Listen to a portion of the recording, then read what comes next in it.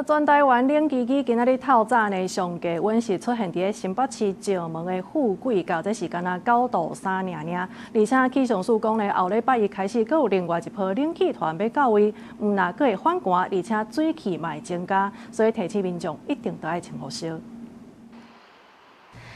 拜五天气真寒，北部的民众高衫拢穿出来呀。受到强烈大陆冷气团影响，各地温度拢明显降低。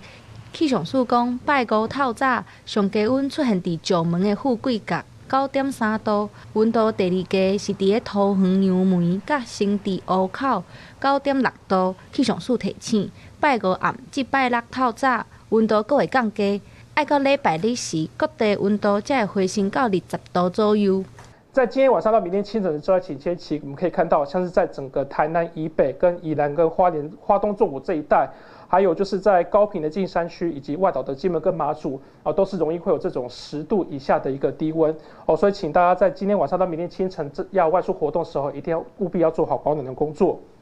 气象署表示，雨水的部分会伫拜五暗开始慢慢减少，到拜六礼拜会阁较少。后礼拜一，阁会有一波新的冷气团落南。气象署预告，后一波冷气团，毋但温度低，水汽也会增加。从下半天开始，随着这个干冷空气逐渐的移入一个状况之下，在北部地区以及中部山区的一个降雨情形可能会开始变得比较缓和一点。那只剩下像是在迎风面的基隆北海岸、东半部地区以及大台北山区，可能还是会有一些降雨的情形出现。那到明后2天来讲的话，其实这个水汽上是会有比较偏少的一个状况气象署嘛提醒，即卖也毋是上寒的时间点，拜五暗至拜六透早，温度阁会下降。有的所在低温只有8度，体感温度敢若5度左右。民众衫爱穿好烧，使用家具、热水器等等也要注意安全。记者陈心东、王志光台北报道。